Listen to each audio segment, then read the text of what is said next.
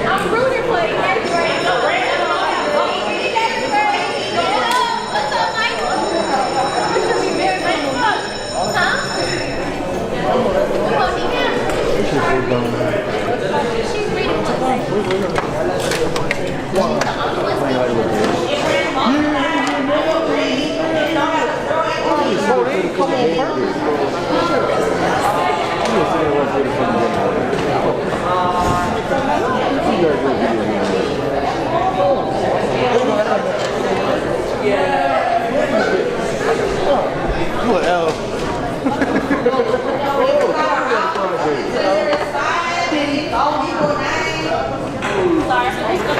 You did not want to say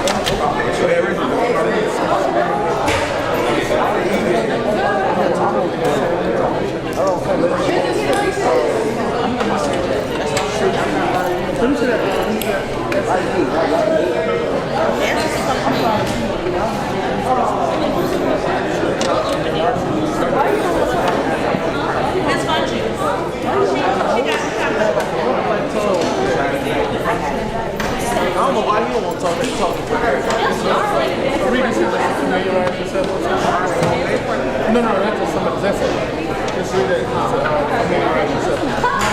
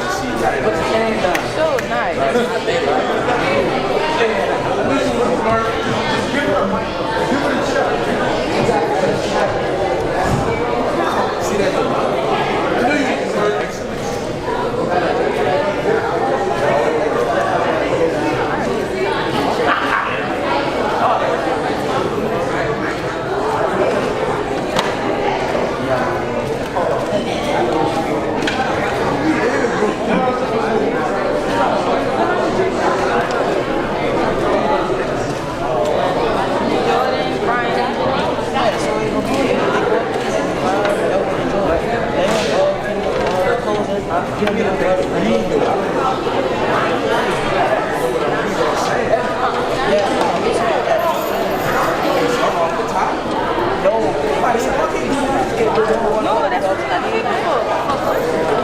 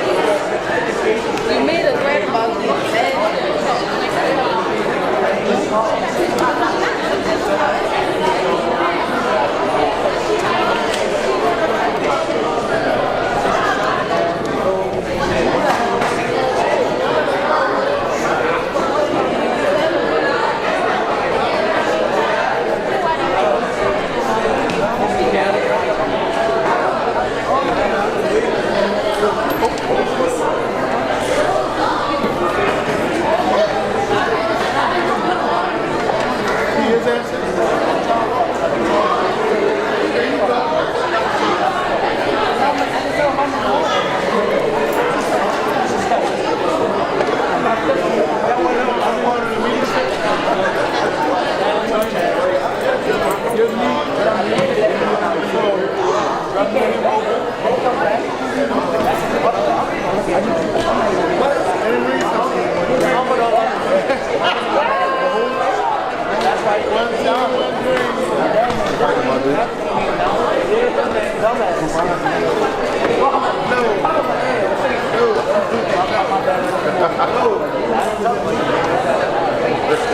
No. He's at the show. He at the scene. He can't.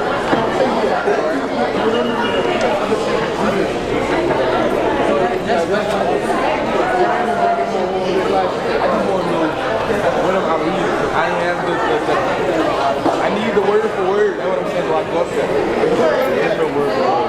So I'm off the top. Yeah. These are the key points. So basically, just do your essay all over again. Yeah. Should I go play? Should I pre-translation? We don't know if you're going to get pro. Oh, hey, so the reality of the situation is he wanted to be you to bring up the edge. So you would be the final rebuttal. So you'd have heard everything argument for them. You'd have heard how you was voted against them. The most they're going to say is if they pro, the most you can go is it helps do this, helps do that, go that. If I say con, you can't raise it and say you got these problems. They got everything that's going con. I don't know where you're at. You should be young about it. I can be young about it. Nigga not doing that water. I'm not. You don't feel like doing it? I got to support this. Yeah, that's all. That's all it is, Brian. It's off the top, knowing the things, doing what you think about it. You got facts up in there. They gonna lie about some shit. You know, they gonna try to attack you. I got fans. You heard it? They gonna try to attack you, throw you up in it. They ain't gonna debate, so we ain't doing a real debate. We ain't got the judges here. So now it's all real reception today. Fuck it. I got a fan here. Huh? It's number one fan here. What? It's number one fan here. Who's his number one fan?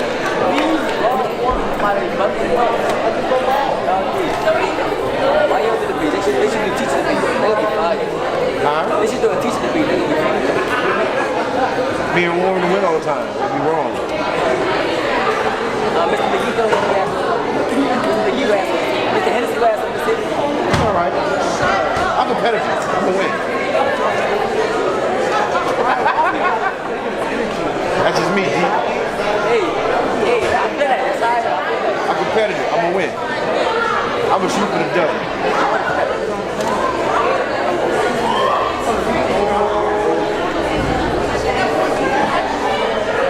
Look, they was on everything y'all do.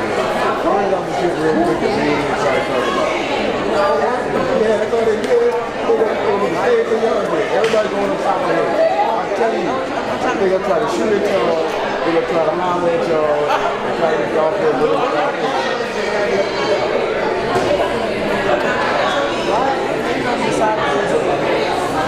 Because we didn't do it last week. Because it wasn't due today.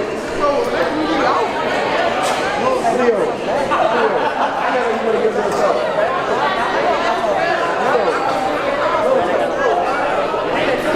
Oh, there's no way. Your job is making it over the done.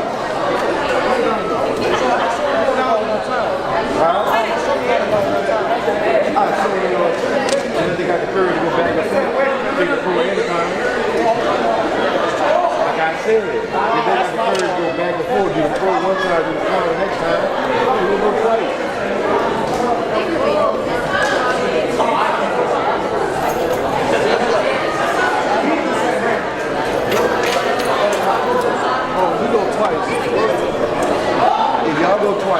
y'all win both the pro and the con, that shows y'all the super shit. Y'all get paid back. You understand what I'm saying? And niggas gonna be mad at you know, I break my team up over there, right? You know, that bullshit.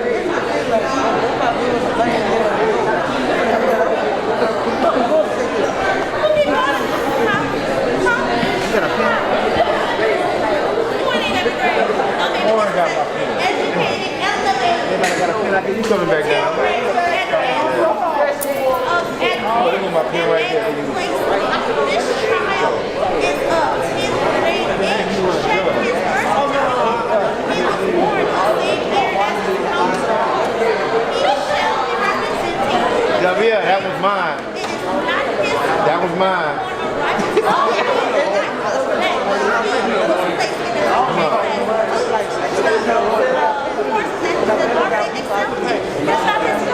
It's not his fault that he has been placed in for his match. That's who can work. That's right there. Okay, that's no problem. Yeah, I know my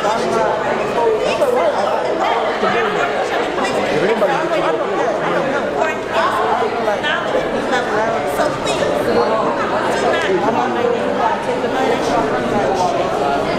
do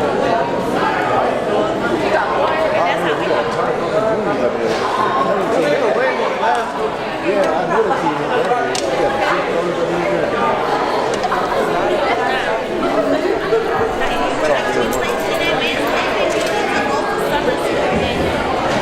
Jumpstart meter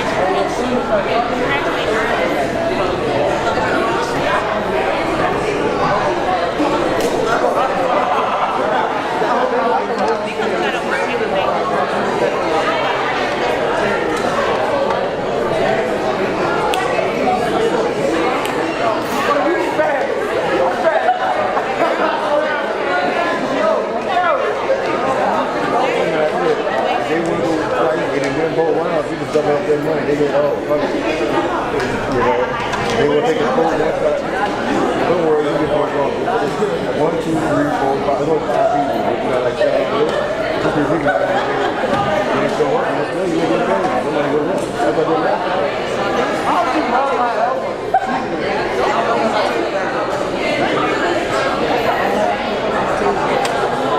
I mean, mess it up, and I give a call on it.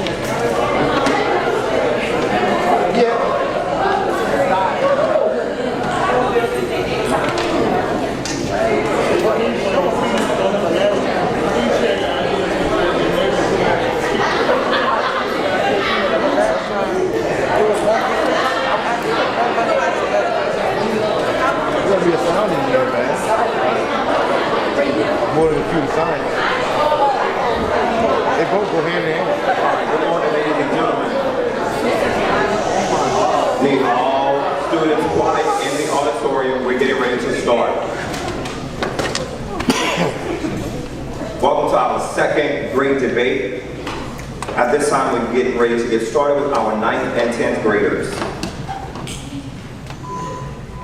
The topic of discussion between our 9th and 10th graders is it morally permissible to kill one innocent person to save the lives of more innocent people? Right before we get started, we're going to start with the affirmative, and then we're also going to have the negative. We're going to start with the opening. We're going to flip a coin. 9th grade, heads or tails? Don't like coins.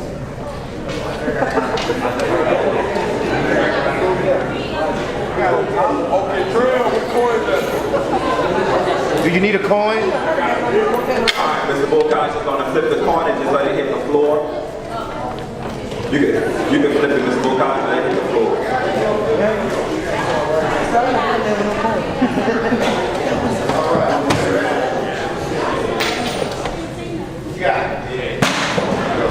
All right, heads.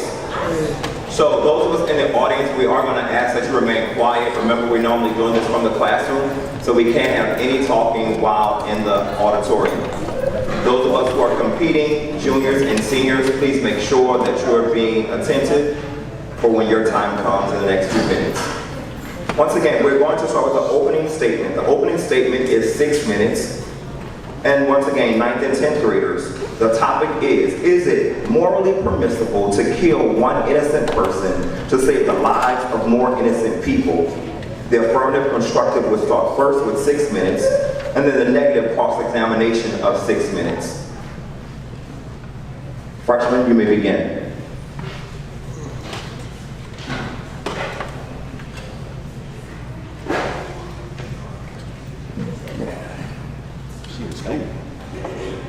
Sorry, freshmen, you are the affirmative. Sophomores, you are the negative.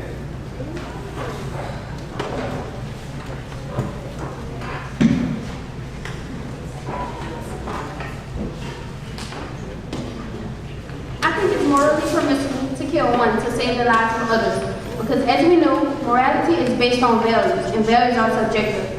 Therefore, it cannot be objectively moral or immoral, because by socio-geographical laws, morality is subjective. By killing one person to save millions, one achieves the greatest good for the greatest number. As millions are definitely more than one, and the good of the million is outweighing the good of the one. Think about the cruise ship paradox, which is an interesting thought experiment on ethics. 250 people get caught on a cruise ship. They can only hold 200 people. The cruise gets overloaded and lacks resources. What does one do? Take the 50 people all to save oneself and 199 others? Or do all wait it out and drown when the ship sinks? Which does one choose? Both of these are wrong and right answers. What if some of the people are family and friends? Is it less ethical or immoral to kill 9 family members over 1 friends and family? Some may agree and others may disagree on who to kill, which shows that morality is subjective, or at the very least, there are levels to the severity of being immoral. So therefore, I agree that I think it's morally permissible to kill one to save the lives of others.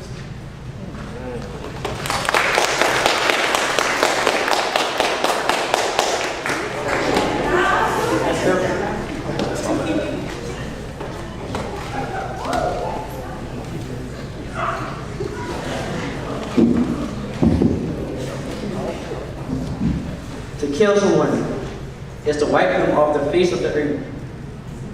They are no longer here. They are no longer part of someone's life. Family members have to live on knowing that they're not here anymore. U.S. Code 18 states, murder is the unlawful killing of a human being. Every murder perpetrated by poison, lying in wait, or any other kind of willful, deliberate, malicious, and premeditated killing is morally wrong by law. The word moral has many different meanings across all cultures. In some cultures, moral is specified as something to be fair. In your terms, what does it actually mean to be fair? How do we determine if something is fair or unfair? In order for something to be fair, everyone has to come to an agreement. If that agreement isn't met by everyone, can you still call it fair? Let that sink in. It is not morally permissible to kill one innocent person to save the lives of more innocent people, because that single person's life still matters, and that person still has a say-so. That one person still has a life ahead. Maybe that person wants to start a family, go to college, be a doctor. The opportunities for this person is unlimited. But the world will never know, because his life was taken away from him to save other people. Is that fair to that single individual? Many people would say killing that one person is just a small price to pay for salvation. But is that price actually small? Killing someone is something that you just don't naturally just brush off. Even though that one life may be insignificant to a large scale of people, someone will be affected by that person dying.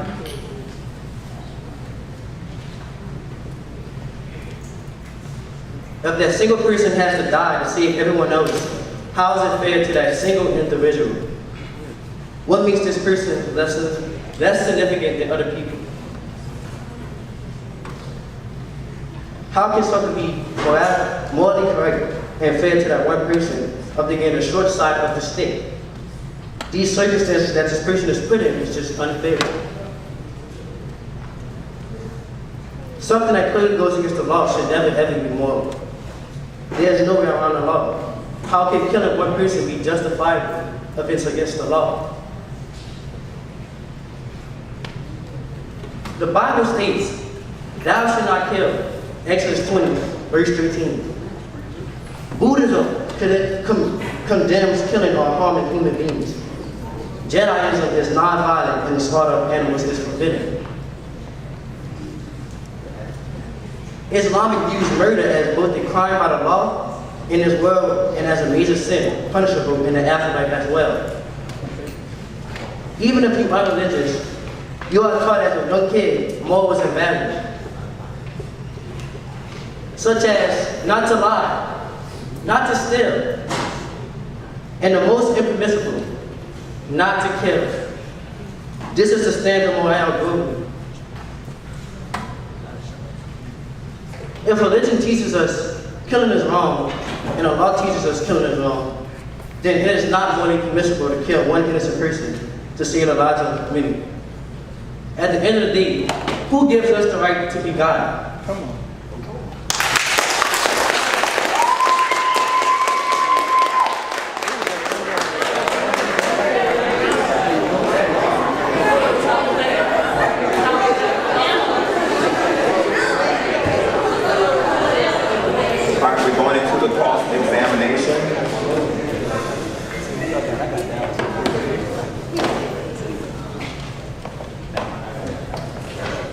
As we enter into cross-examination, we're going to start with the negative constructive. You will have a total of 4 minutes. So we're going to start with the sophomore team. Then we'll have another 4 minutes by the affirmative. Then we'll go into a prep time for 4 minutes. At this time, cross-examination, 4 minutes, starting with sophomores.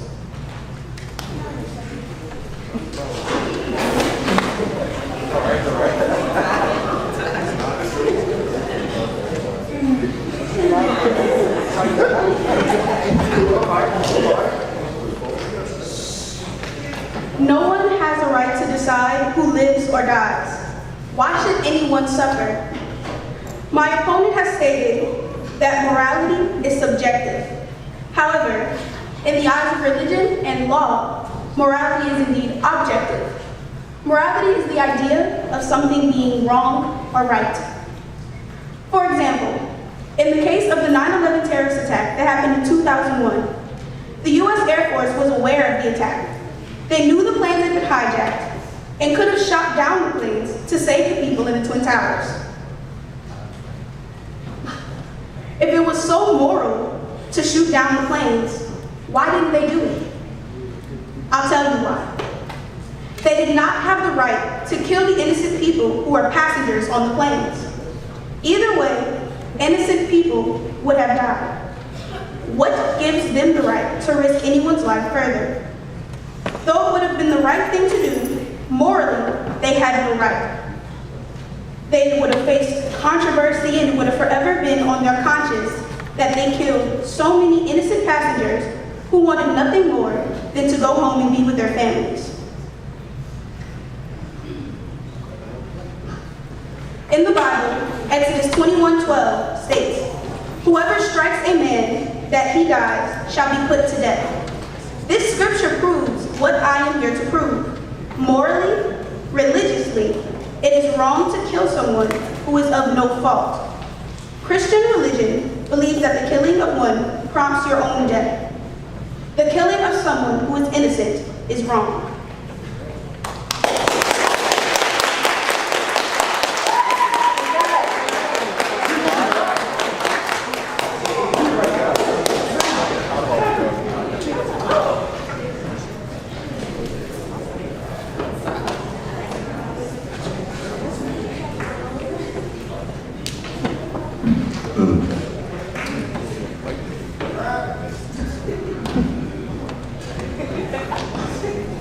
I'll say that it is morally permissible to kill one innocent person to save the lives of more innocent people. I feel that it is permissible to kill one innocent person to save other lives because if you kill one innocent person, it may be considered impossible that you are saving or helping millions of others. For example, somebody had to be the first ever to do something in the world, right? Which means that somebody was the first to take the COVID vaccine shot. No telling if it could have killed the person who took it. Sandra is one good-hearted person who took the world's most dangerous vaccine shot to see if it would prevent her from catching COVID. Sandra Lindsay could have died from taking this vaccine shot, but instead took a risk for millions of other people in the world. Even though the virus still kills people, but ever since the vaccine became available, less people have died from COVID-19. Why? Because more people are taking the COVID vaccine shot every day because it can prevent them from dying. Therefore, I believe that it is very permissible to kill one innocent person to save others because if one person can put their life on the line and take a vaccine shot for a virus that killed over 1 million people just to help the whole world, then it is permissible to kill one innocent person to save others.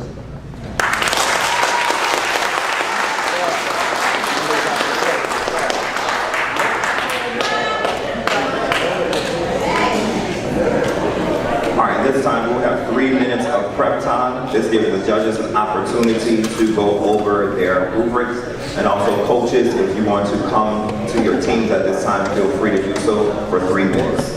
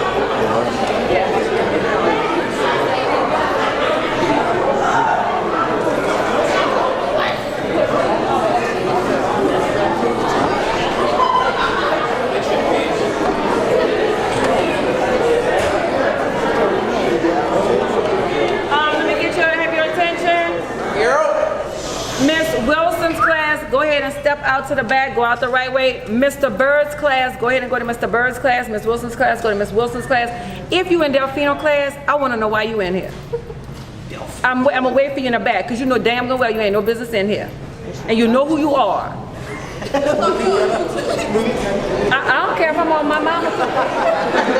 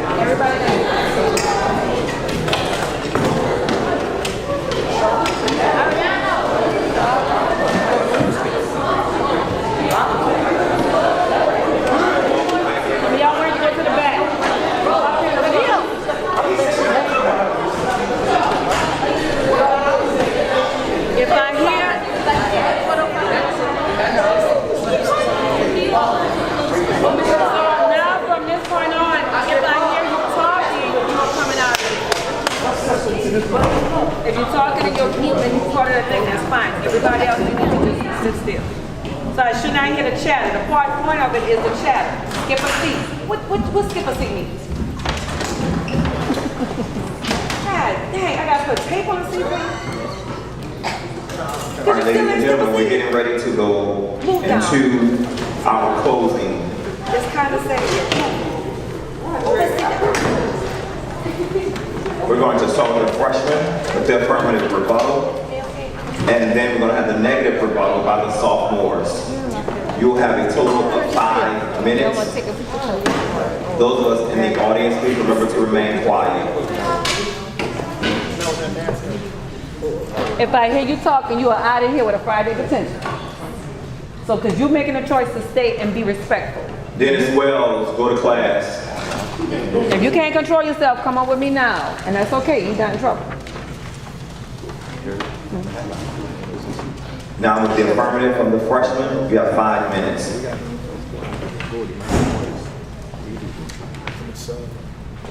And I see sheep should come back in the building in a minute. I feel it is morally permissible to kill one person and save the lives of others.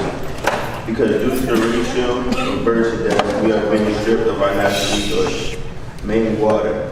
And the reason for this is human need for the use of water such as drinking, cooking, washing, and manufacturing goods.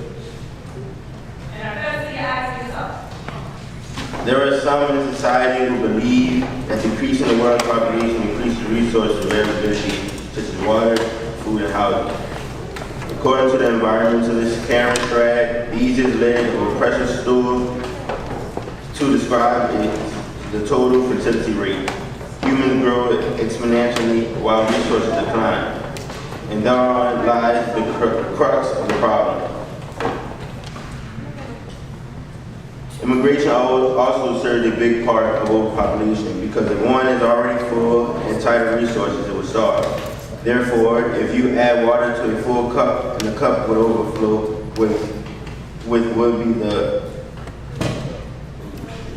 will overflow.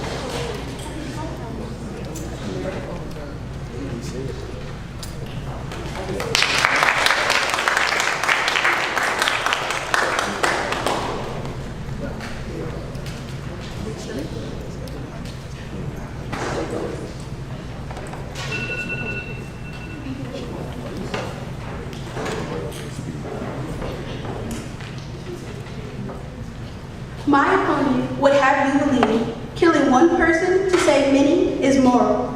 However, based on our evidence, it indeed is not. Murder of any kind is never right and sure cannot be moral.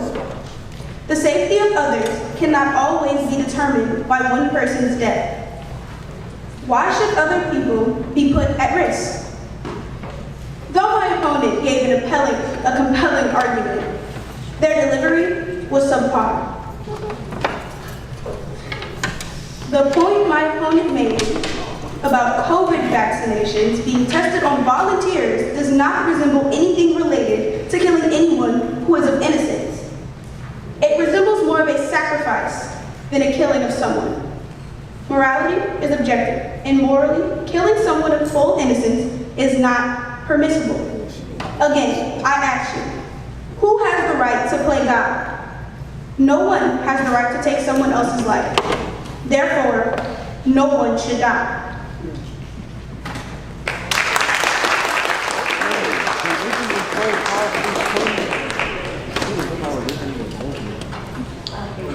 This concludes the end of round one. At this time, judges, if you can start deliberating.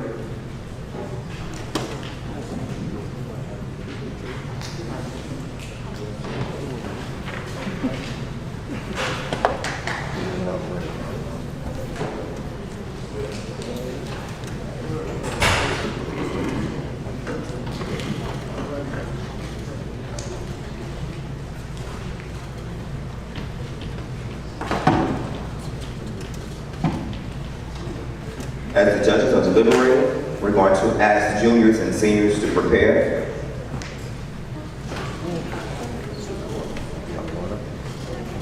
Our second sophomore team, you will come after juniors and seniors. Freshmen and sophomores, if you can exit.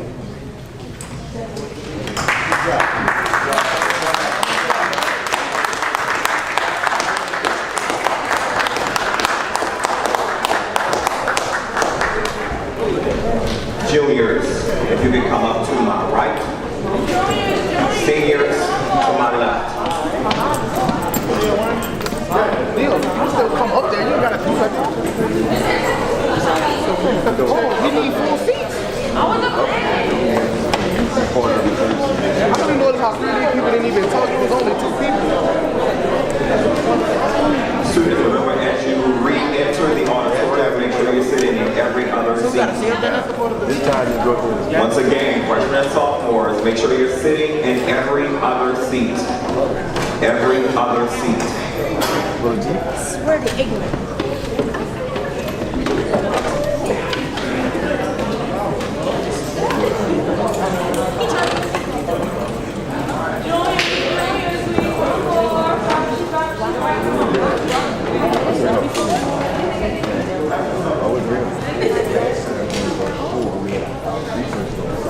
We will ask that the audience remain quiet.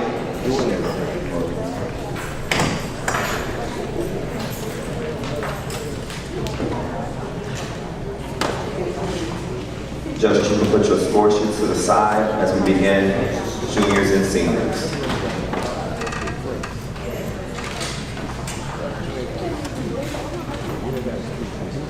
We'll begin with the juniors and seniors. We will have an opening statement with the affirmative. Then we'll also have a negative cross-examination. Each are 6 minutes. Mr. Bokaj, can you do us a favor and flip the coin, please? Bring out the black hair. Seniors, heads or tails? Here's the tails, got it? coin flippers' heads. All right. So the affirmative will be the juniors, and the negative will be the seniors. Your topic. In the United States, colleges and universities ought not consider standardized tests in undergraduate admissions decisions. Once again, in the United States, colleges and universities ought not consider standardized tests in undergraduate admission decisions. We will begin with the affirmative of the juniors.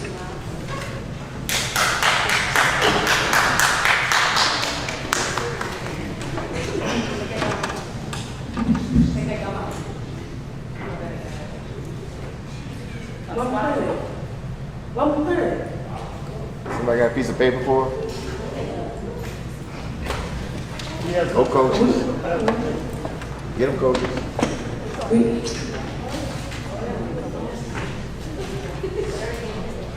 Thank you, coaches.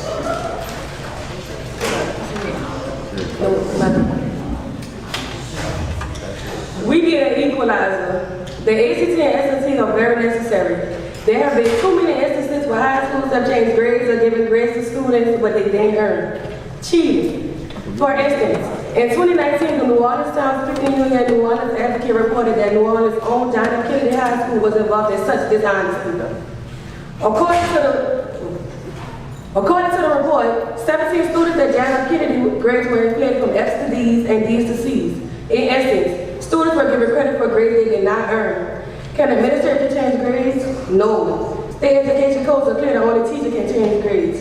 In 2019, again, a New Orleans metro area school administrators were suspended for changing grades. Helen County High School administrators were suspended for changing grades so students could meet graduation requirements. 2014, Booker T. Washington High School in Shreveport, Louisiana. Assistant principal was accused of changing grades. There are too many examples across the nation that exhibit similar infractions. Too many. If those students whose grades have been augmented or applied for the same school as my counterparts, they have an unfair advantage.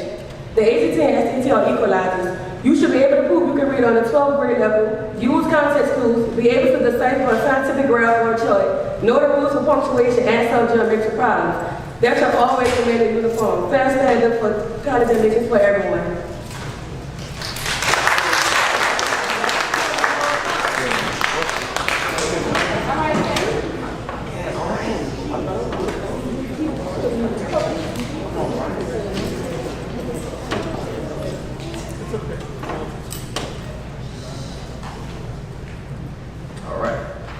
Standardized tests should not be a part of college admissions because it only determines which students are good at taking tests and who are not good at taking tests.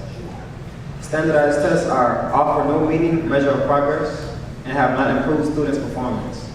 Standardized tests are classes, races, and sexist, with scores that are not predictors of future success. Finally, standardized tests are simply for convenience and does not properly reflect on a student's intelligence and skills. This is a white man's test, and it's only trying to benefit the people in society.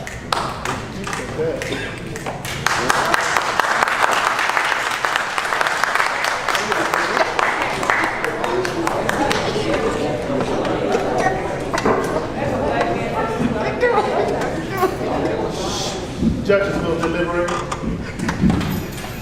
Now we'll have the cross-examination. The negative construction will be 4 minutes. The affirmative examination will be 4 minutes, and then we'll have prep time.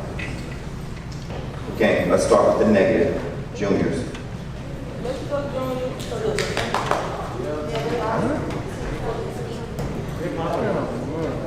Other way around. Seniors, I'm sorry. Thank you. Seniors are the negative.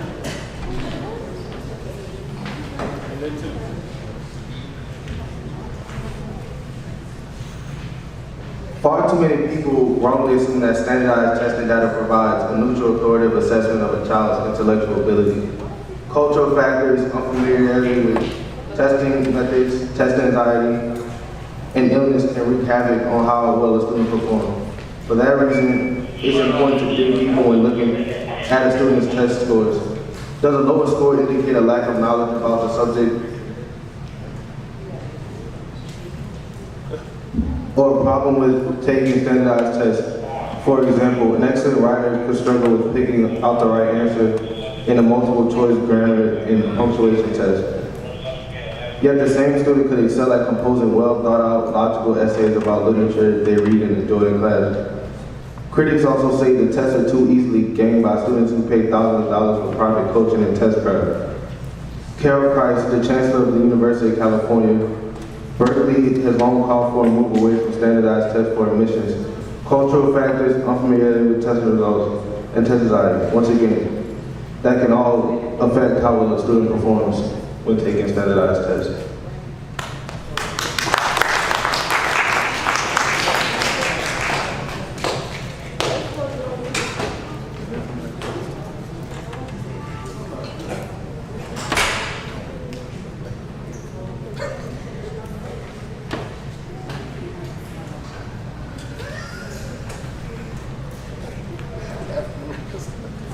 Standardized tests are imperative not only for determining college admission, but scholarship consideration as well. Colleges and universities do not have unlimited sources of funds. Scholarship money is limited. It should go to the district. Students who test well on standardized tests should be rewarded for their effort. In addition, if scholarship requirements include testing well on the ACT or SAT, shouldn't high schools do more to prepare their students for tests? It only makes sense. High schools should invoke more rigor in their curriculum to prepare students for standardized tests.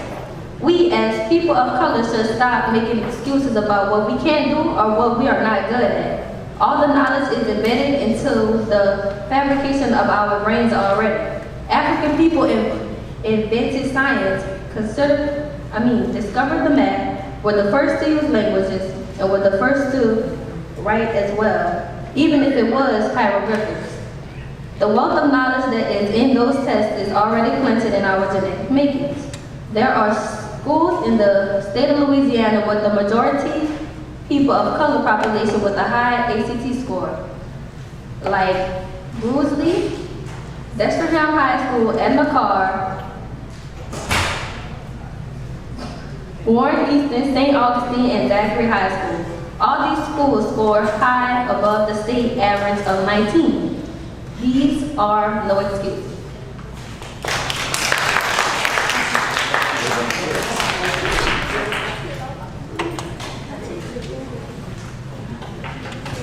At this time, coaches, if you would like to address your teams, you can at this time. You have a total of 3 minutes.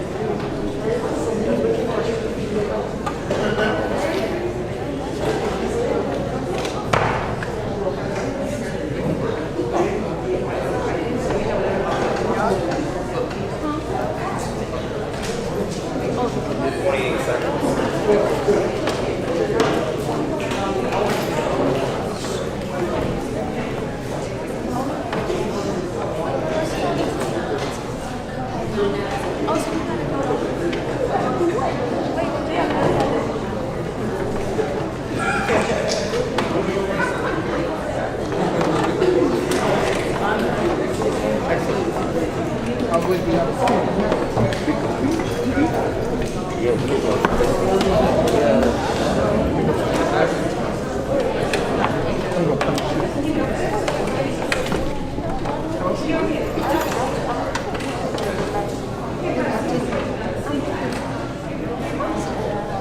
now we get ready to go into the closing. The closing is 5 minutes each. For the affirmative rebuttal, you have 5 minutes. We'll start with affirmative. And then the negative rebuttal, we have a total of 5 minutes. Affirmative, you may take the podium.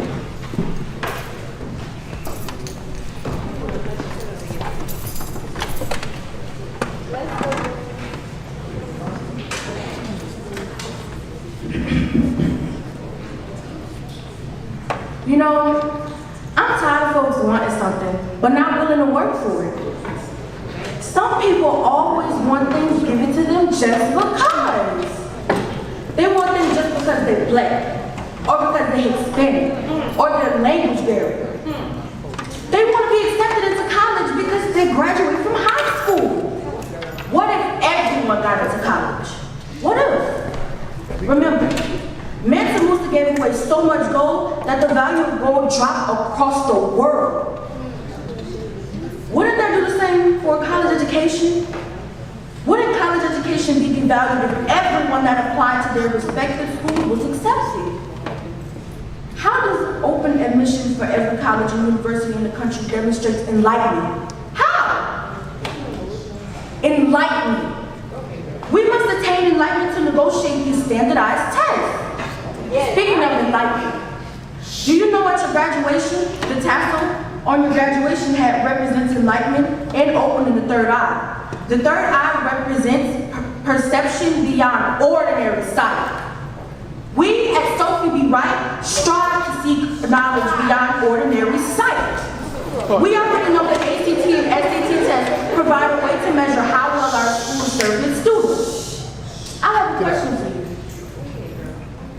Why don't we serve ourselves? All right, Faye. Why don't we step up and use all our wisdom and wherewithal to master those tests? Let us utilize the knowledge our teachers instilled in us to do better with these tests. Our school's reputation is on the line. More importantly, our educational future is on the line. Furthermore, our test scores are compared to other schools in the state of Louisiana. At some point, we should want to be competitive and have bragging rights over our school. We should instinctively want to improve our academic prowess and increase our sense of urgency for education. Urgency! Taking the ACT and SAT should just be a formality for Sophie B. Wright students. Remember, symbolically, your graduation cap dictates you have already attained enlightenment. This enlightenment includes conquering standardized tests.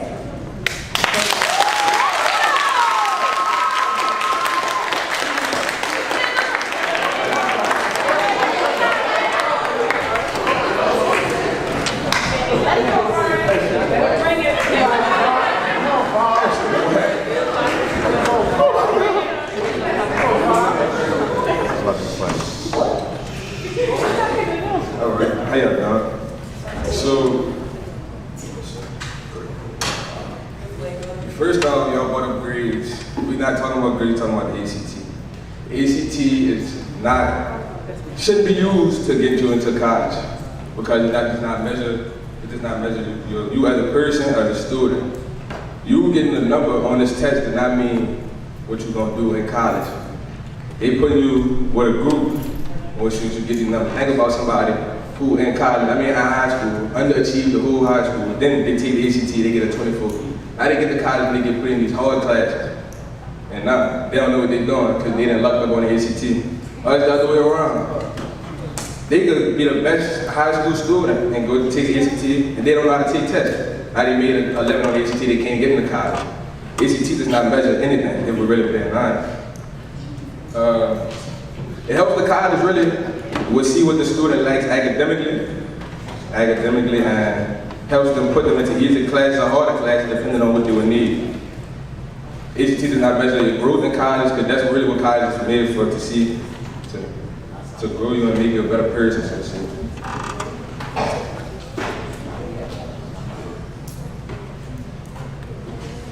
I'm done.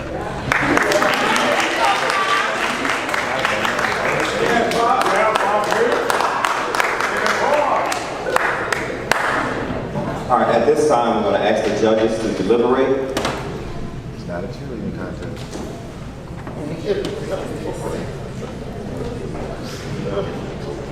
Juniors and seniors, you may exit.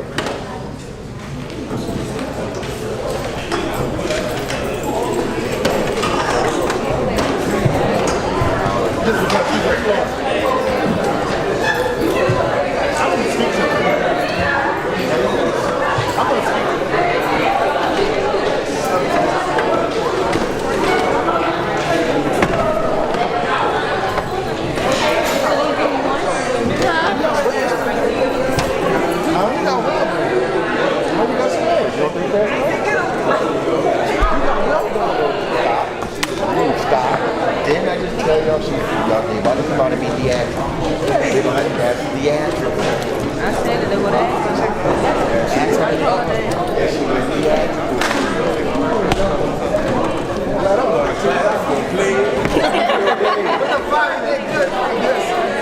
He said, I'm going. I said,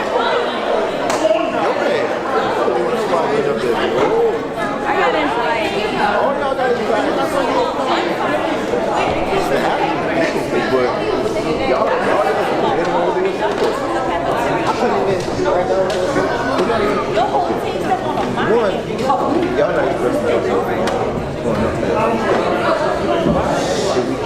At this time, we would like to announce from round one of the freshmen and sophomores, we do ask that you remain quiet.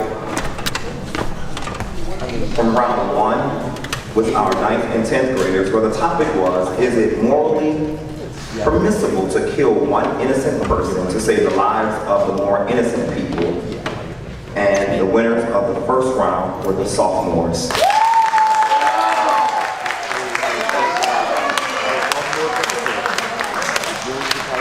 At this time, we're going to ask that Ms. Funch's group will come to my right.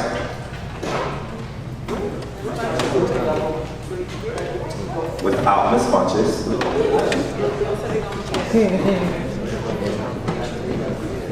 Will come to my right.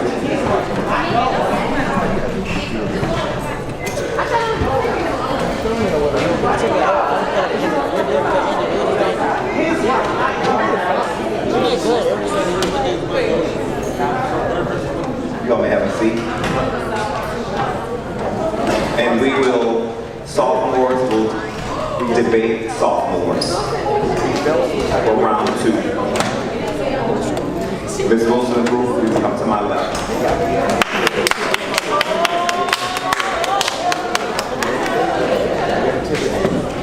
All right, ladies and gentlemen, this is truly the great debate. I ask all coaches to remain quiet.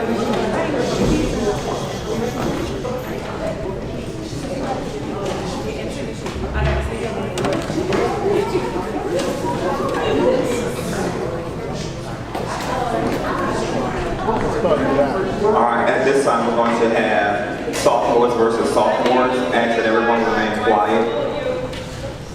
This round is going to move pretty fast. Mr. Bokaj, if you can flip a coin for me, please, sir. Mr. Harris? Don't worry about it, Mr. Bokaj. I apologize. Ms. Funch's group, you will be the affirmative. Ms. Wilson's group, you will be the negative. We have opening statements for 6 minutes.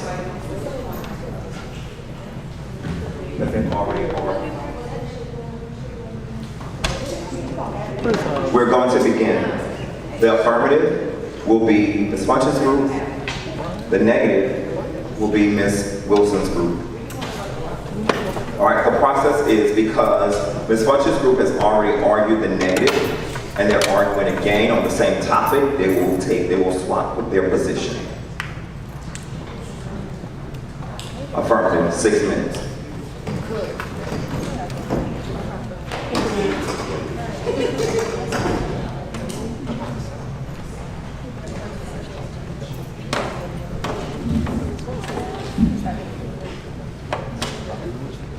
Close your eyes and imagine.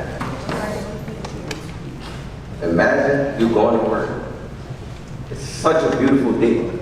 The sun is shining bright, and you just know you're going to have a great day. You finally arrive at work, and you go through your daily normal routines. Suddenly, you and your coworkers notice a plane. Now, you see planes every day at work, but this one is different. It seems like it's coming straight for you. As the plane gets closer, you and your coworkers has ultimately accepted your fate. After surviving the impact, then you wake up, you see the building collapsing, everything's on fire. You see people jumping from the 100th floor, the 90th floor, and the 80th floor. You're also trapped, and you realize you will never see your kids. You will never see your husband or wife ever again. This terrible, horrific incident that I just mentioned was the reality for the survivors, for the victims of the 9/11 terrorist attack. On September 11, 2001, at 8:46 a.m., militants associated with the terrorist group Al-Qaeda, an Islamic extremist group, hijacked 4 planes and carried out suicide attacks. 2 of these planes was flown through the Twin Towers of the World Trade Center in New York City. According to Drew, the impact left a gaping, burning hole near the 80th floor of the 100-story skyscraper, instantly killing hundreds and trapping hundreds more. Now, what if I told you this whole incident could have been prevented? The military was actually informed about the attack, and about the plane being hijacked, and they did nothing. Let that sink in. Almost 3,000 lives would have been saved if the military would have taken action. Kids that were too young they were too young to understand why their parents wasn't coming home. And the ones old enough to remember this horrific incident. Years of trauma could have been prevented if only the Air Force would have shot the plane down.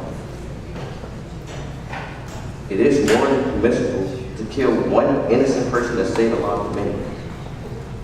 It was selfish to risk the lives of the mass majority of the 9/11 terrorist attack to save individuals on the plane. Let's focus on the bigger picture instead of a small portion. What about a recent example? On August 26, 2021, 13 U.S. service members and at least 170 Afghans were killed in a suicide attack. The military would have took action and known that the bomb was doing what it was doing. These soldiers and citizens could go home, see their family, and live to see another day. Those same soldiers could have lived and fight for our country. Let's go back to that word moral. What does it mean? Morals are one comprehension of what's right and what's wrong. It is wrong to focus on that one individual and just cast aside the larger group. Just think about it. If you're not killing that one person, you're killing everyone else. sum up my argument, it is morally permissible to kill one innocent person to save lives of many. It is selfish to just focus on one person and risk the lives of many. Thank you.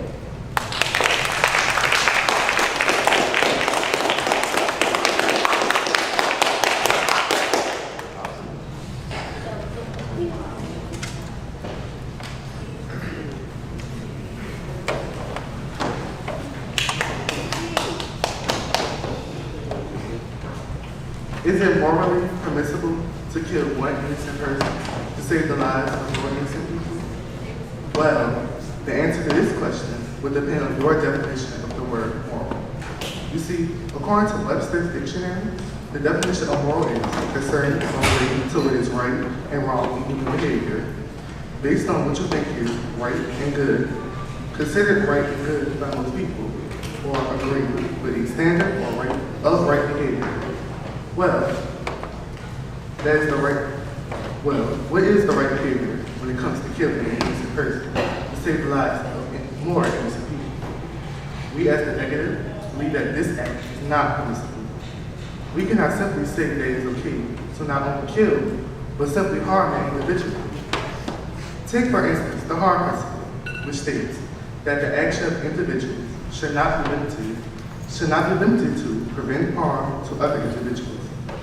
In this scenario, for this debate topic, all parties are innocent.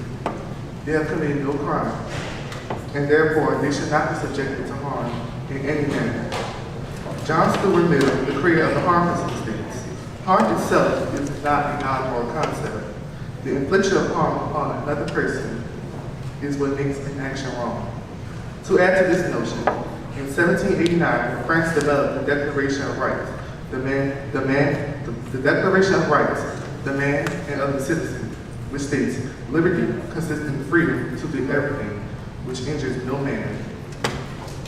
Hence, the exercise of natural rights of each man has no limits except those of which assure to the other members of the society the enjoyment of the same rights.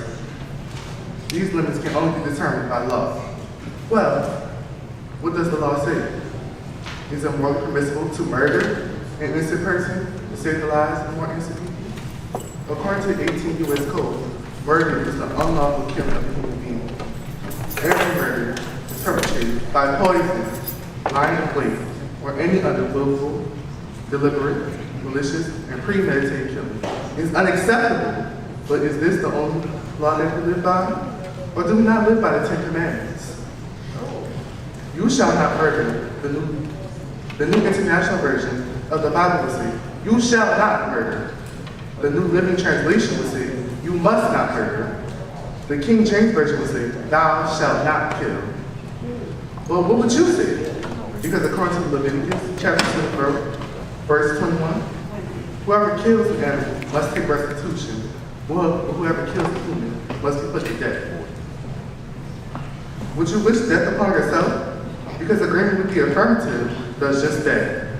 Killing, murder, assassination, execution, slaughter is never acceptable in any situation. Point blank, period. If you can say that it's morally permissible to kill one innocent person to save the lives of more innocent people, how does your perspective change if that innocent person is you?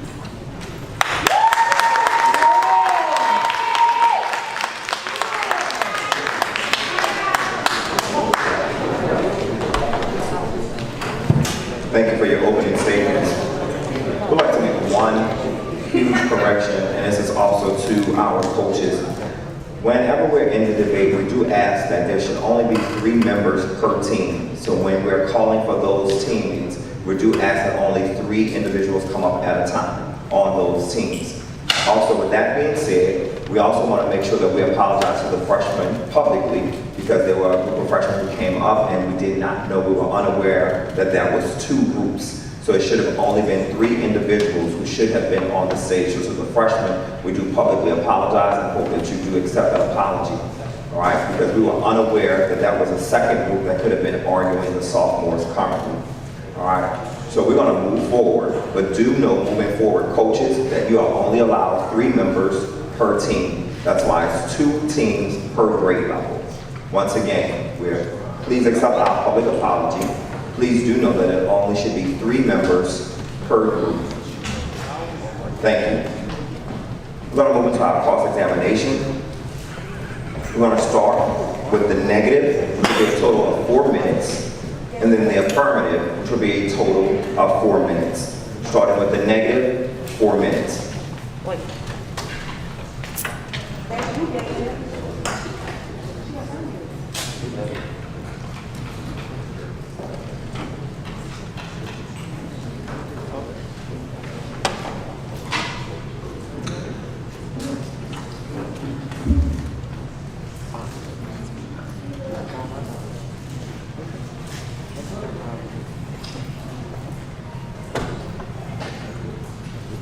My opponent agrees with the concept of utilitarianism created by Jeremy Bentham, but conveniently forgot to mention Philippa Foot, who critiqued the utilitarian idea to formulate the trolley problem. With the trolley problem, one is said to imagine there is a trolley running towards 5 innocent people on the track, but you can switch the lever so that the trolley changes track and hits only 1 innocent person. Would you hit the lever? Would your answer change if you had to push an innocent man onto the tracks to stop the train in a scenario where there was no lever? If so, what gives you that power? Who deemed it appropriate for you to take the life of another individual? Was it God? Do you believe that you can do what God does? Because if in this fact, God did kill his only son, what makes you think that you could do the same type of act? As your mother would say, monkey see, monkey do. Or my favorite, if your friends jump off a bridge, you gonna jump off a bridge with them? For our opponents to believe that they are one and the same, or yet better, greater than God, what God did was a sacrifice to save us all, and we have written instructions as to how we should proceed. Proverbs 21 verses 3. To do what is right is just more acceptable to the Lord than sacrifice. Deuteronomy 19 verses 10. Innocent blood will not be shed in your land and will not be given guilty of bloodshed. Exodus 23 verses 7. Have nothing to do with a false charge and do not put an innocent person or honest person to death, for I will not acquit the guilty. Deuteronomy 27 verses 25. Cursed is anyone who accepts a bribe to kill an innocent person. Proverbs 16 verses 16 through 17. There are some things that the Lord hates that are detestable to him. Naughty, a lying tongue, and hands that shed innocent blood.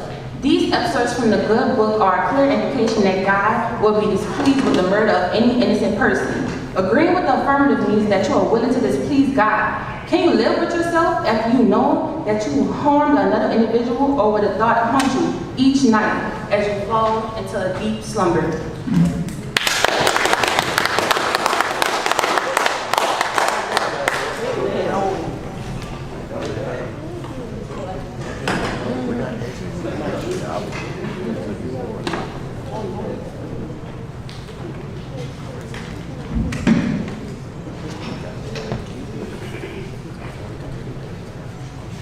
My opponent may have you believe that killing one to save others is wrong and sinful in the eyes of God.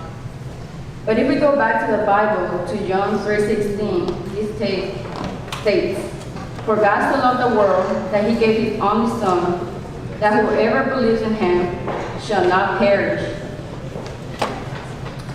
So how can killing one to save others be wrong when God himself sacrificed the life of his only Son to save all of humankind? Think about that.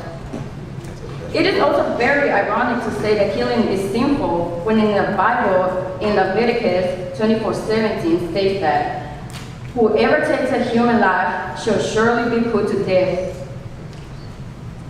So how can taking a life to save others be wrong when the Bible itself condones the killing of sinners? My opponent also stated that killing a person is unlawful according to the law. But if we look back to the 18 U.S. Code, Chapter 228, we have the death sentence, or the death penalty, which states that mitigating and aggravating factors to be considered to determine whether a sentence of death is justified. So you are telling me that the law can justify killing, but we can't? What makes it different from us sacrificing a life to save the vast majority? What gives them the right to play God? And how can the law say that killing be unlawful when there is an act called the Universal Military Training Service Act that required young males between the ages of 18 and 26 to register and receive basic military training? They are trained to be prepared to see and experience things that they will never be able to forget. They are trained to become pro killers. Young boys sent to kill, justified with the idea that they are doing it for the nation, for the country. But at the end of the day, it is still murder.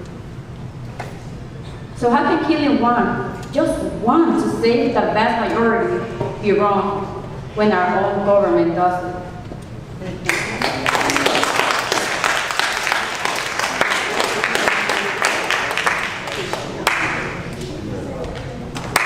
Thank you. We have a total of 3 minutes to prep. Coaches, you may approach your teams now.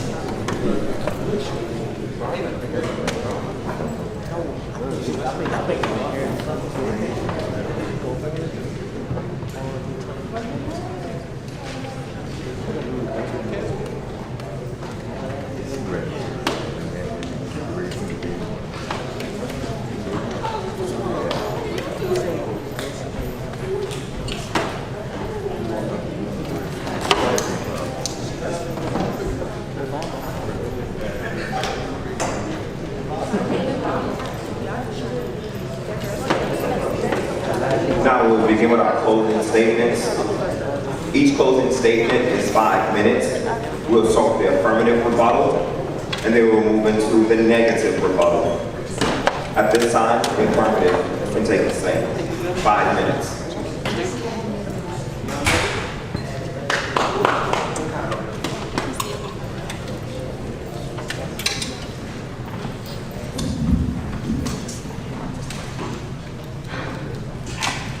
I'm sure by now you've chosen a side, or maybe not. But from my team's statements, we can conclude that it is in fact morally permissible to kill one to save many. Although my opponents did make plausible arguments, There are many reasons and evidence-based facts to deter you from their way of thinking. We can't rely on the law to protect us because the law contradicts itself. The law states that it is unlawful to kill, but has the death penalty as a punishment. The government did not shoot those planes down at all, even knowing beforehand it would kill the people in those towers. But you refuse to kill one person. You're saying that you refuse to shoot those planes down, knowing that the lives of the people in those towers, who are innocent, are also at stake. Think about it. You would be killing more people. God did the same thing. He gave his son's life, knowing that there was a majority's life at stake. He knew it was the only way to save a majority. So when you ask yourself about killing being morally wrong, you have to question morality. You question the decisions of the government, the law, the Bible, and the way people think. You question the world around you. When thinking about killing one person to save many, that person's death is not for no cause at all. It's to save a greater number of lives. A greater number of lives. So yes, it is more than permissible to kill one to save many because the intent isn't directly to kill that one person as a target, but to save a greater number of lives.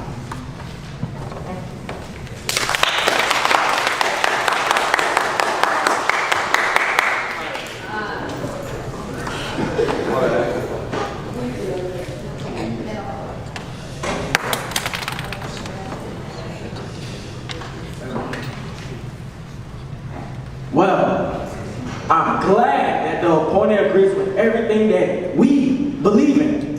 Everything that they have said helps to further prove our point. People who are put to the death sentence are presumed guilty. I thought we were discussing the fate of innocent people. People trained for the military are there to murder. Is it right? No. We're here today to determine whether it is not morally permissible to kill one innocent person to save the lives of more innocent people. The answer is as clear as day. And the claims and evidence presented today provides proof as to what the answer is. No, we do not wish to hurt them, harm, endanger, kill, or murder anyone. No, we do not think it's right that it is permissible to inflict harm on another human being, despite circumstances. No, we do not wish to break the 18 U.S. Code 1111 law and commit murder. No, we do not wish to break the 10 Commandments, one of which specifically states, thou shalt not murder. No, we do not want to disobey God's direct order and be put to death for the taking of an innocent life. But all of this comes down to moral. Once again, morals are concerning or relating to what is right and wrong and human behavior.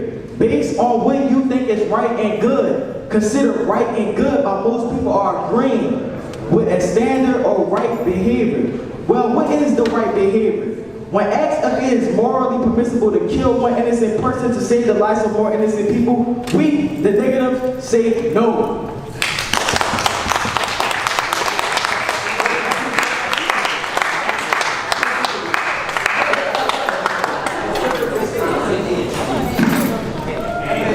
Thank you, both sophomores. At this time, we're going to have the judges to deliberate. Sophomores, we will announce the winner at the end of the day before we get out, so we'll make a public announcement. At this time, I'm going to ask that sophomores and freshmen, you can start exiting as your lunch is about to start. Can you give a round of applause to our freshmen and sophomores?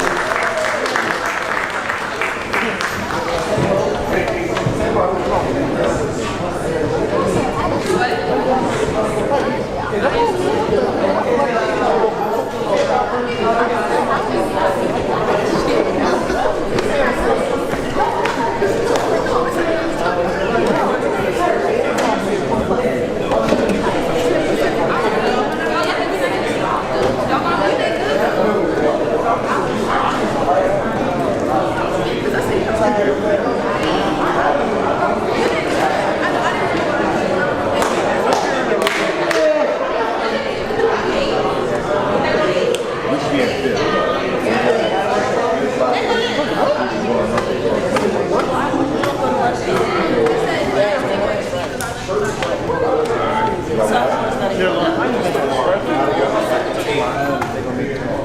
how are we doing this? We don't have a thing. We didn't come to school today. That's it.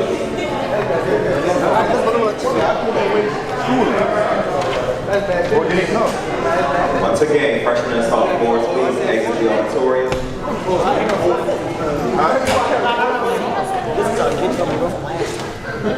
Those juniors who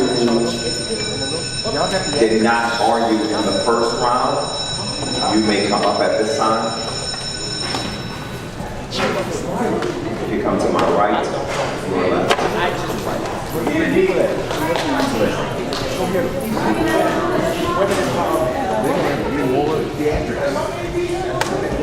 Theatrics don't win debates. Theatrics don't win debates.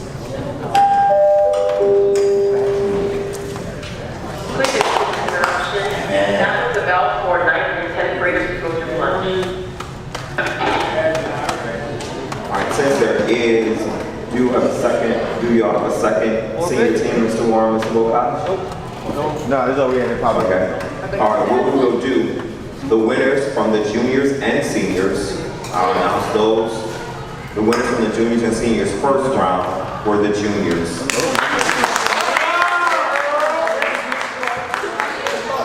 Theatrics don't win debates. I'm going to ask Mr. McGee, can you allow those students who did not argue, if you don't have a whole team, I only need 3 to come.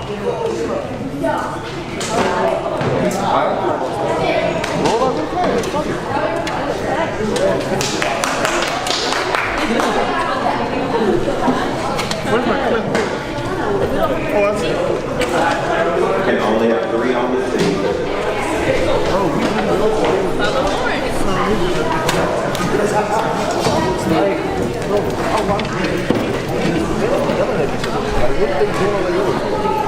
Like, nigga, the bass is quiet and well toned. Like, oh no, we don't have a free day We're here. going to do. We will flip a coin to decide who will be the affirmative and who will be the negative. Well, guys, we need your coin. You're right. I forgot y'all marked already. All right. Ladies to my left, you will be the negative. The affirmative. I'm sorry. You'll be the affirmative. I apologize. And to my left, you all will be the negative. Opening statements, a total of 6 minutes. Affirmative starts. You may take the podium.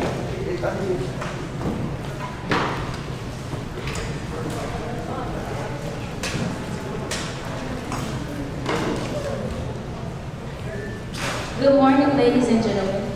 Malcolm X, a prominent leader and voice of the civil rights movement, once said, "Education is our passport to future, for tomorrow belongs to the people who prepare for it today." For decades, colleges and universities across the country have used standardized tests such as the SAT and the ACT to determine students' readiness for beginning their college career. The National Council of Teacher Quality defines a standardized test as a test that is administered, scored, and interpreted in the same manner for all test takers. The motion that my team presents before you today is colleges and universities should require standardized tests for admissions. Throughout the history of this country, there have been critics that argue that America's education system is not equitable for students who come from underrepresented racial and ethnic groups, as well as students from low-income populations. It is true that our education system is flawed in many ways. However, standardized testing does indeed help prevent inequality and bias in the college admission process. At its core, standardized testing is a metric for learning. Standardized testing provides critical data that can help bridge achievement gaps in our education system. For example, if a high school has a low performance score on testing such as the ACT or the SAT, this can indicate that the school may need to reform its curriculum in order to better prepare for its students. Standardized testing is also beneficial because it gives colleges and universities an accurate picture of what courses a student should be placed in. For instance, a student who performs well on the math portion of the ACT should be able to enroll in a higher level math course during their freshman year of college. Finally, standardized testing can provide guidance for students as to what field of study they might want to pursue. Recently, in 2016, the ACT has redesigned its student score reports to offer details about students' individual strengths and weaknesses. The redesigned reports break down scores into two categories, STEM and ELA. This can help a student who may want to pursue engineering know if they are ready to handle the workload. If tomorrow truly begins the people who prepare for it today, as Malcolm X suggested, then it is imperative that high school students prepare for their future by being familiar with standardized testing and learning testing skills early on. Thank you.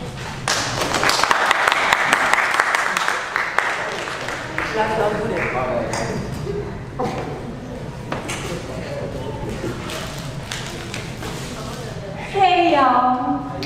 So, education. It seems that there is an over and covert attempt to keep education from the masses. In Moore's fame, education was universally accepted. Every Moore was expected to learn to read and write in several languages, study science and more.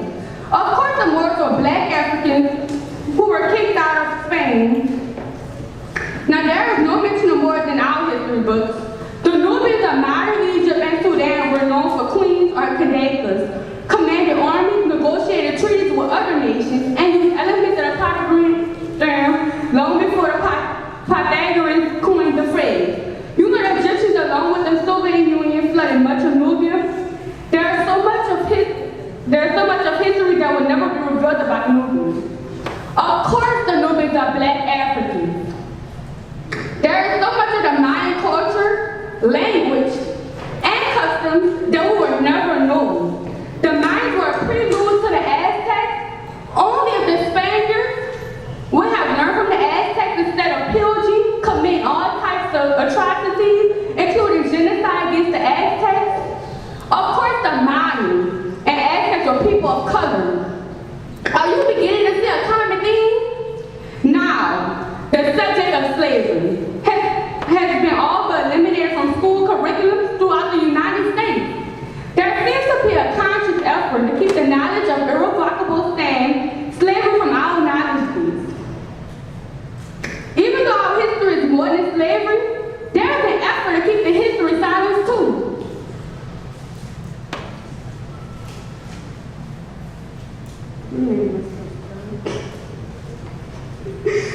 Wait, do you all see a common theme? Here, our history is either it was decided or our people the strong who possess the knowledge. Now, there is a deliberate effort to keep people of color from having access to higher education. Historically, minorities, especially women, have been denied the opportunity to access higher education. This is especially true in the South. In addition, whenever minorities reach high academic standards and test scores, every few years, those standards are raised. In essence, we are running a race where when the end is reached, the finish line is pulled or pushed backwards. This race is tiresome, taxing, and depriving. W.E.B. Du Bois once said, to be a poor man is hard, but to be a poor race in a land of dollars, in the very bottom of hardship. This is the richest country in the world. Education should be free for all.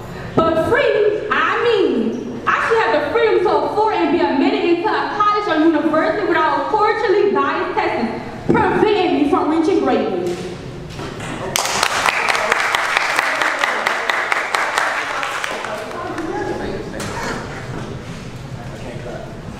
Now we'll have a positive motivation. You have a total of 4 minutes. We'll start with the negative and then the affirmative. Cross-examination. 4 minutes. The negative.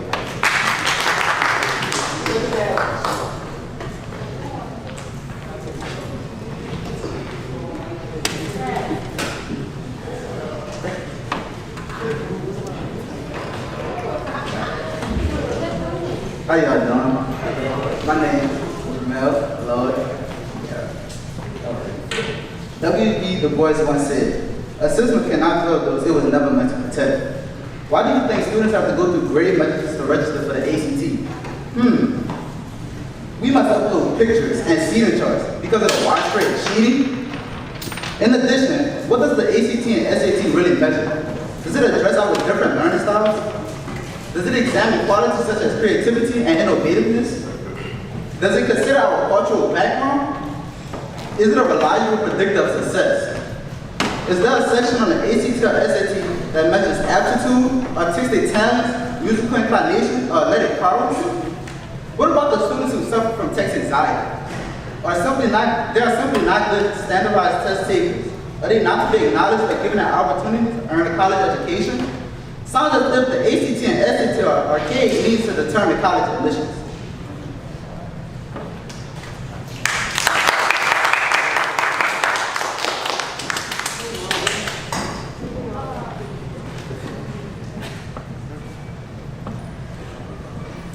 Good morning, teachers and fellow classmates.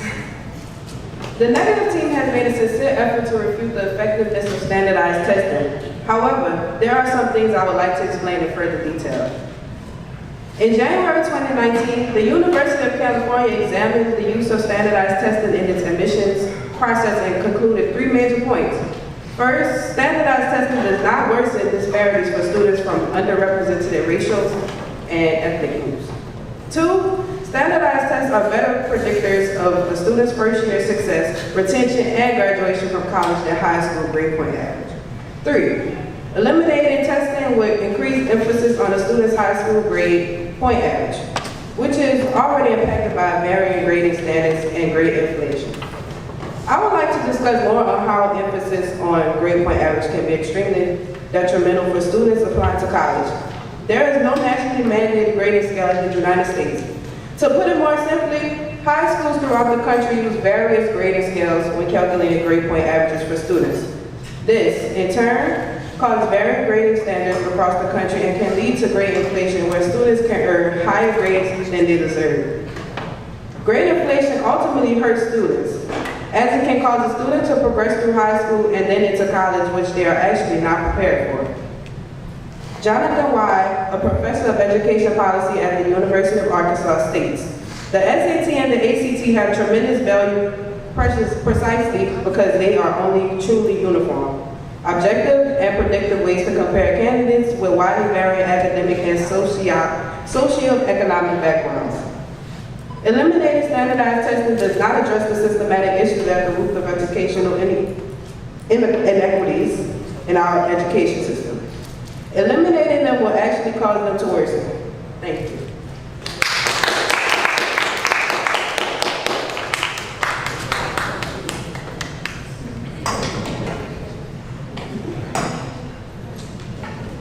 Coaches, you may approach your teams. You have a total of 3 minutes.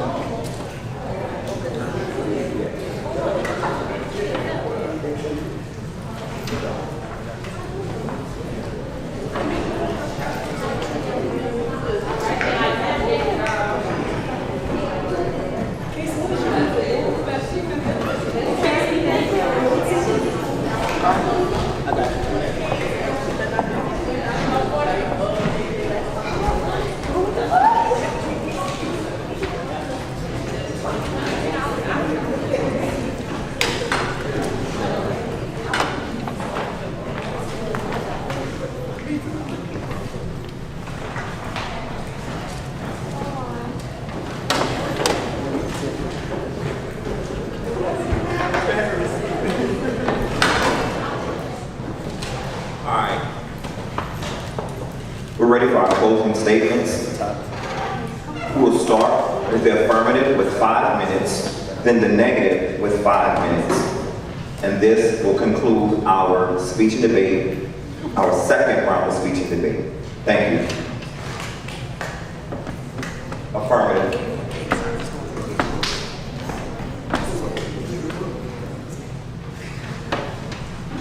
Good morning. I would like to wrap up my team's argument and leave you with one last thought. One of the biggest factors for students with deciding whether they want to pursue a post-secondary education is cost. It is no secret that a college degree is not cheap. However, standardized testing proves to be beneficial for students because it improves access and opportunities to scholarship money. This is especially beneficial for students from low-income families and students who may be first-generation college students. High test scores is a merit-based scholarship that leads to free money to go to school. According to the 2020 Wall Street Journal article, colleges and universities award about $30 billion a year in merit aid, which is often based on a student's SAT and ACT scores. With the foregoing of standardized testing, students from underrepresented communities will ultimately experience more adversities. The Wall Street Journal board states, the key to expanding college opportunity isn't to eliminate testing, but to demand more accountability in K-12 schools.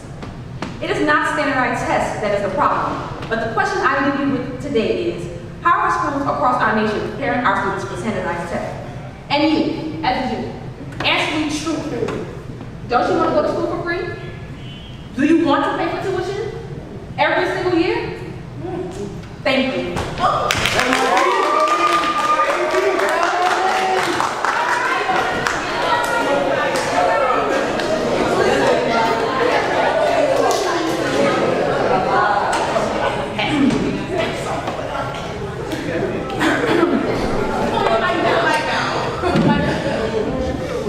Juniors, what I'm about to present to you is hope. I also know that many of you, y'all don't have a qualifying ACT score. Listen carefully. St. John's University in New York University, Texas Tech University, Loyola University of Chicago, University of Arizona, LSU, Paul Mitchell, Wake Forest University, University of Montreal, Oxford University, Harvard University, and among several more do not require an ACT or SAT score. If the most prestigious universities in the world don't use standardized tests, why should they still be allowed? In addition, there are several countries where college education is free to its citizens. Those countries include France, Luxembourg, Austria, Czech Republic, Norway, Iceland, Sweden, and Finland. All these countries are in Europe.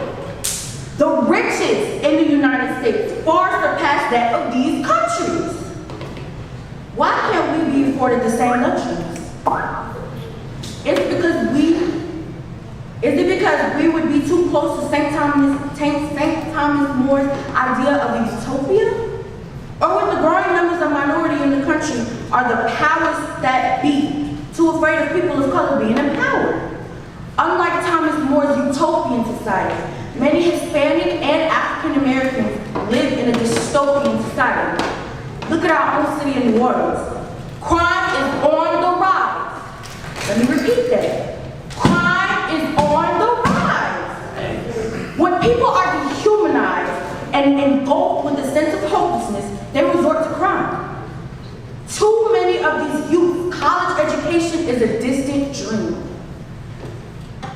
A college education free from arduous college admission standards can offer pride and dignity to those who have only known degradation. Pride and dignity to those who have only known degradation. This is a quote from Frederick Douglass.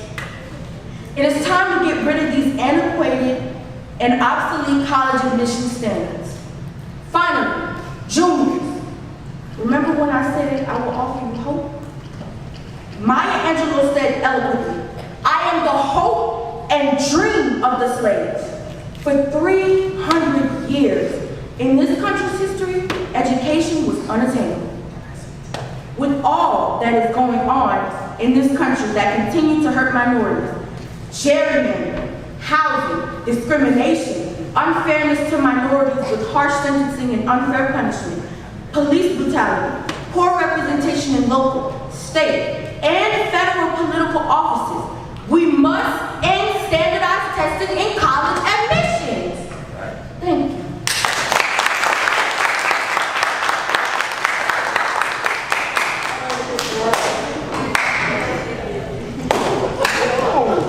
Thank you, juniors. At this time, the judges will deliberate, and right before dismissal, we'll make the announcement of the winners. At this time, we're going to, as this concludes our great debate for the spring semester, at this time, we're going to exit. Juniors, you can exit the stage. Audience members, please report to your fourth period classes. Thank you.